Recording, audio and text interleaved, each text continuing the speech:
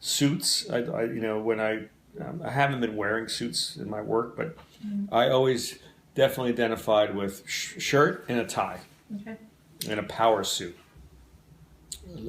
Grooming, although you wouldn't tell by now, but to the point, just like a woman would get her mani-pedi, I do that. Okay. And I also go I don't shave myself. I go to a straight razor barber.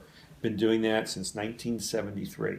I always think good grooming, just like I like that in a woman, I like that in men, and I identify myself with that. What gender roles do you feel can be exchanged? All of them. Give me an example. Well, first you have to define gender roles, right? Okay. So if you take my oeuvre, where I grew up, they would be, the woman stays at home as the housefrau and raises the kid. Well, for the first 5 years of my daughter's life, I was the housefrau. I was the house husband. Remember that term? I don't think they use that anymore. So I think, raising a child can be flip-flopped. Who is the breadwinner? Those can be flipped. Certainly raising children, maybe not having children, probably not that.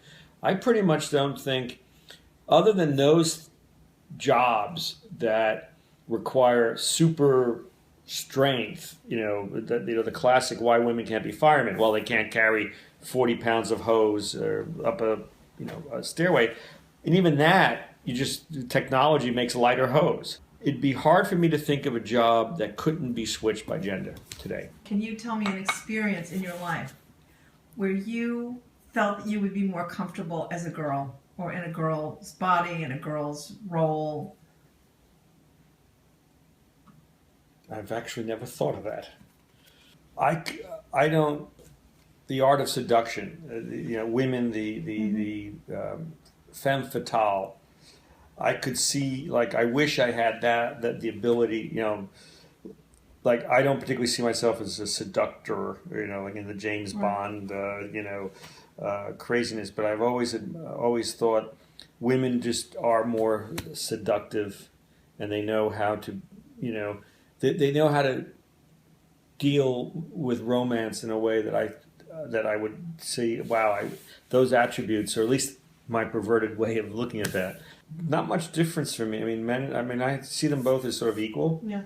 And I don't, no desire. I mean, the sort of perversions that one sees, and I look at them all pretty humorously. Wearing feminine, clothing. Women, I never feminine clothing is feminine clothing, and male clothing is male clothing, and never the twain shall meet. How do you think you would react if Nell came home one day and told you that she wanted to change genders, that she felt that she would be more comfortable in a male body, and she wanted to have everything changed? Yeah, got it. I can tell. I don't like when people say, "Well, I don't know how." I don't like to answer a hypothetical. You I don't, but I can tell you, it wouldn't make a difference. She's my daughter. She was born a woman. Changed a lot of diapers to make that imprinted on me, but it wouldn't. She's still my child, and if the reasons, it's kind of like I don't want to say it's not a big deal. The concerns would be pretty much any choice she makes. I mean, she tells me she wants to leave the country. I worry about safety, and it would be kind of like her coming in and saying, "Daddy, I'm moving to California." Well, where, you got to get a car. I mean, it just would be like, if she makes her own choices, and if that's the choice she wants to make, I would be supportive. She wanted me to help her in that transformation. I would do that. She didn't want my business, none of my business. She's my kin. The concept of gender has changed so much. As you said, we're no longer Donna Reed. We're no longer the 1950s, that perfect thing. Women change roles. I mean, your ex-wife was a strong, powerful woman.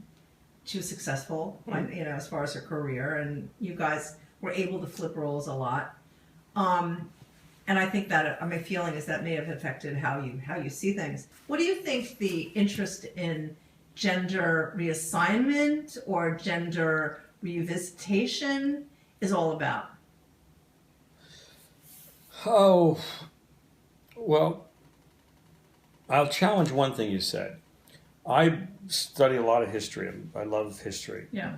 I think in the last 2,000 years of recorded history, there were issues of gender flip-flopping and whatever you want to call Right. it.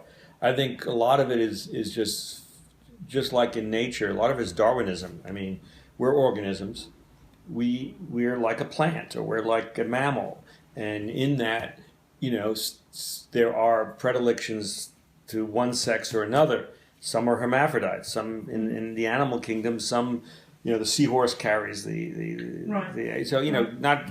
The point is in culture. Let's not talk about like plants and animals, but human beings. That this has been an issue. Culturally, it's there, and I think in certain cultures, you got your head chopped off if you appeared different from the orthodoxy. Okay, other cultures, mene frego, which is I don't give a damn. Like do what you want. There was less. There was more tolerance toward that. The big shift is, at least in Northern Europe, and that filtered over through England and to America, we are as a society making a stand that diversity is good, right? Honoring someone's wishes, and even if it's a minority, if there's a group out there that want to reassign their gender, we ought not to hold them in contempt or prejudice them or criticizing it, but they're talking about it. Yeah. It's part of our national debate. How cool is that? Stuff that families and societies would bury. What did Oscar Wilde say? The love that dare not speak its name, when he referred to homosexuality.